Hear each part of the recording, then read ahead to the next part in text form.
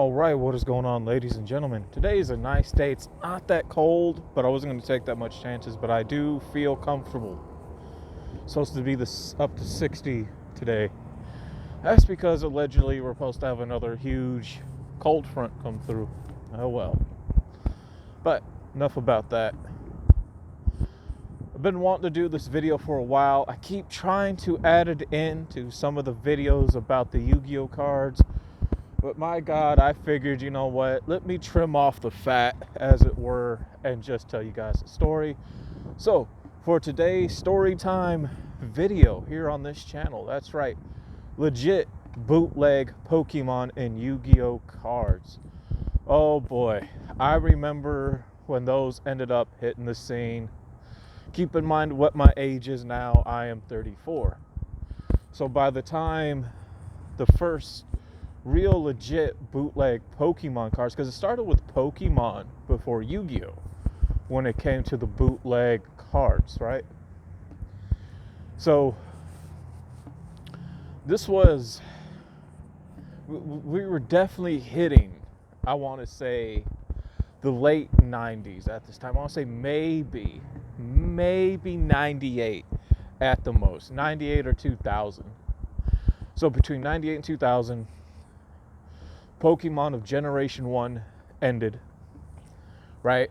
Because they were wrapping up a lot of Generation 1 with some of the movies that came out after Pokemon, the first movie. Some of those ones didn't catch on as good.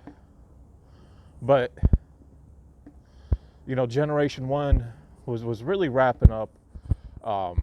What would carry Generation 1 would be the Game Boy games at the time, especially Pokemon Stadium for the Nintendo 64. But, you know, throughout 98 to 2000 is when, you know, Pokemon of Generation 1 really wrapped up here in America. And then Generation 2 came out, and, you know, that didn't really catch on. So at that time, we all moved on to some of the more other cartoon shows that were there, and Yu-Gi-Oh was just coming onto the scene in the US in the 2000s. But I remember collecting, I had a turquoise sticker book. Right? And what I mean by that, I had this huge turquoise binder. Now, back then, turquoise, or not turquoise, but binders in general, they were a lot more sturdier than today's binders. You could hold a lot more back then. And I had a lot of good collection of different stickers in that book that were held together with photo album sticky paper to keep them in there. And the ones I used to have, since we're specifically focused on Pokemon and Yu-Gi-Oh at this time in this video, I had a lot of the Pokemon stickers. I had a lot of them. And at that time, as 2000 came along, I had a lot of Pokemon stickers, so I kept half for myself and I gave away half to my friends, because a lot of us were really getting out of Pokemon, and, you know, some of their like younger siblings were just getting into it. So I said, you know what, let me give you half of these stickers, and I kept my half, you know, so it was like half and half. But I remember when, I don't know how many people remember the quarter machines when they were young. I don't know if they even really still have them anymore. I don't see them, but they were like the 25 cents, 50 cents quarter machines you would put in. You get like a fake tattoo or like a sticker, right? And we used to go to this place called the Video Shop. That was the name of it. And that's where I used to get a lot of my Dragon Ball Z stickers, Pokemon stickers, and tattoos. It was at the Video Shop, or a store called the Piggly Wigglies. For the younger audience, you're not going to know what that is. Ask an older peer of yours about the Piggly Wiggly. Ask an older peer of yours about the Piggly Wiggly. But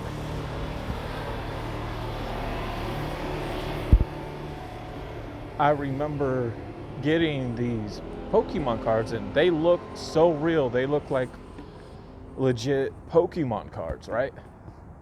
And one of the first ones that I think were a lot of people's first legit bootleg Pokemon card, which was a sticker, which was the I think the name was Gyarados. I think it was the big rainbow shiny bird that Ash saw, I think in around episode 1 or episode 2 maybe, when he contacted Professor Oak about that, and he's like, oh, that can't be, that's just a legend or myth. It's only written in scripts and textures that are like in wood carvings or rock carvings. So it was that Pokemon. And I can't speak for everybody else, but I can speak for the kids, that I grew up with at that time and hung around with when it comes to the Pokemon trading card game. So none of us collected the cards.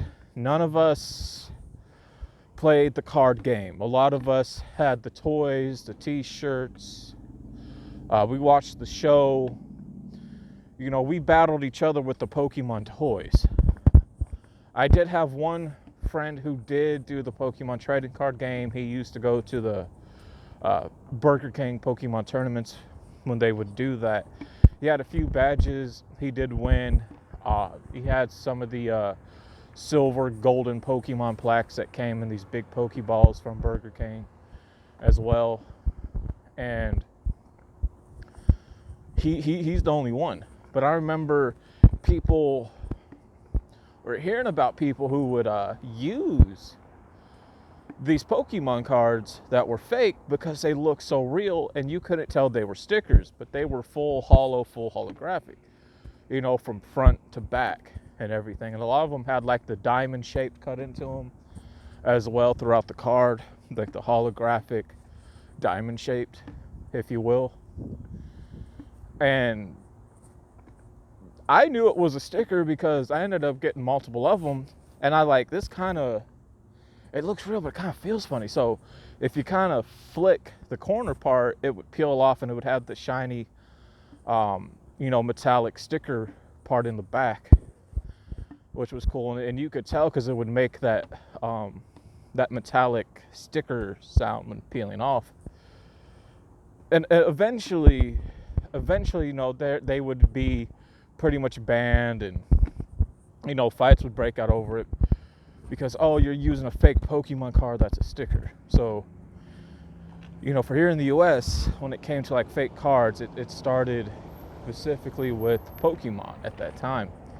Then it went from Pokemon to Yu-Gi-Oh. So there would be stories that we would hear quite a bit about fake Pokemon cards. Now, I couldn't tell you specifically how long it took to catch on, but I think everybody's real first set of fake Pokemon cards that were stickers was from the PS2. I don't know how many of you guys played the game Yu-Gi-Oh! Duel of Roses back in the day. I like the intro of the game, but that's about it. I tried to play it. It was hard. I think it was hard for a lot of people. But,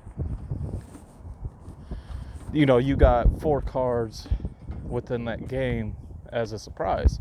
And they were the Magnet Warrior cards. So, the Magnet Warrior cards at that time were the characters for it. They weren't as popular. They weren't. But you were happy to have it. These days, if you're collecting, you're really happy to have those cards. But back then, again, not as popular, but when you got your hands on a hold of that on that game and you got all 4 of those cards, you were happy.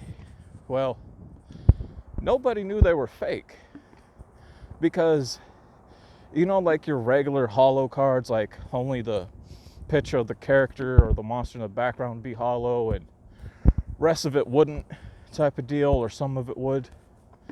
It looked like that. Now, this was licensed by Koei. However you say, I think Koei is the name of that company, or Toei. But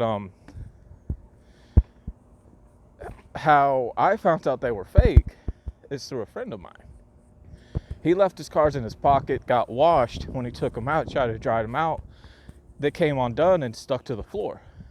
He tried to peel off. He's like, "It's a sticker?" So when he told me it was a sticker, I'm like, man, no way. Because I brought over my Yu-Gi-Oh deck. I think I had like 150 Yu-Gi-Oh cards. They weren't the best, but they were mine. Again, I don't have those no more, unfortunately. I got like one left.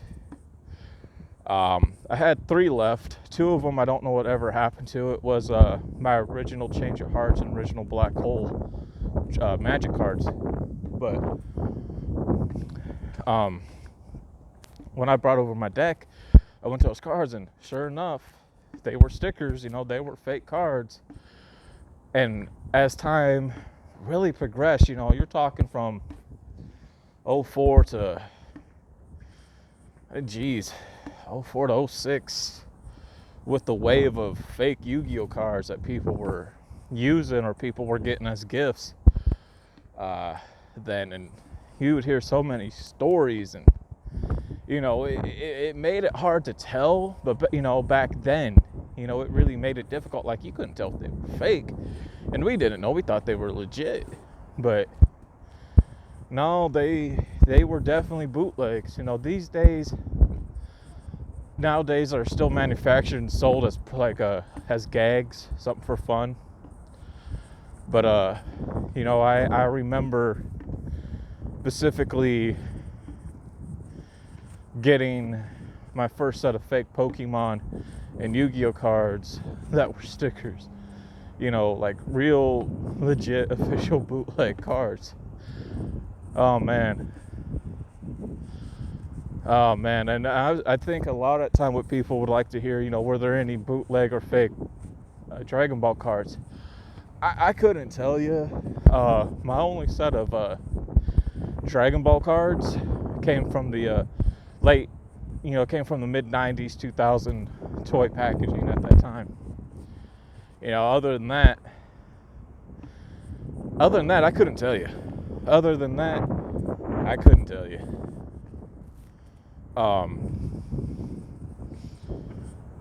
It was just, it was a different time. It was a better time back then, and I miss it. I do. Man, some of you are probably wondering, even though I brought it up, but I didn't fully go through it. Do I still have that turquoise binder, that sticker book? No, unfortunately, I do not. And that ended up getting destroyed in a house flood, unfortunately. Still live in the same house, but back then, the basement had a flooding problem. There was piping problems, and one day it flooded, and the pipes also burst at the same time down there. Unfortunately, a lot of stuff got destroyed. I mean, a lot of it. These days, it doesn't flood really bad as much with there. The pipe's been replaced over the years several times, especially 3 years ago, like really sturdy ones. But to get that basement properly fixed where water and mold doesn't sink in, because the house is starting to sink into the ground, I'm not going to lie about that. It is. But to get that done, fuck. Going through a company, there's only one in town that deals with that, man. They want like $65,000 to $100,000. Ain't nobody got that. Luckily, my neighbors who do that type of work, I talked to them, mom talked to them. He's like, yeah, we're not going to charge people like that. We're going to get the job done. We're going to do it correctly, but we're not going to be charging so much money that people can't afford to pay. Plus, you guys get the neighbor discount. So when the time comes, that's what I'm going to do. I'm going to reach out to them, and hopefully they'll work with me between $15,000 to $25,000, because it doesn't need anything fancy. It just needs a lot, new seal work done, and cement, paved, new paint, and some steps, steps to be replaced and there's several garage doors, but nothing fancy. But what I had in that sticker book, man, oh man, I had from Dragon Ball tattoos, Scooby-Doo tattoos, Gundam tattoos, from Dragon Ball cards,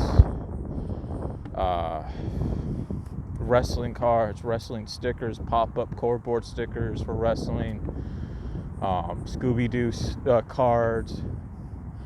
I had some Scooby-Doo poker cards. I had a lot of anything from like low riders that were all holographics to Looney Tune $1,000 to $100 bill stickers that were holographic, Scooby-Doo stamps that were original. What else did I have on there? Man, the 90s Dragon Ball stickers, back when stickers were sold and printed out huge and very holographic, like some Star Wars trading stickers, cards, posters, as it were, at that time. Like whatever it was that was popular in the 90s and the early 2000s, it was in that sticker book. And that just devastated me when it got destroyed. It did. It did.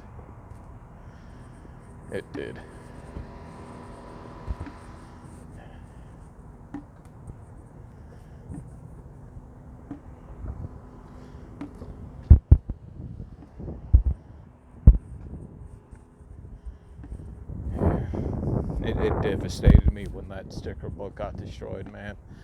Eventually, throughout time, I rebuilt a new one. It's okay. It's not as good. It's okay. But I have some. When I mean some, I mean very little that did survive that I do have put away. Very little, but some. It's just stuff that you're not going to ever see again at all. But that's what happened.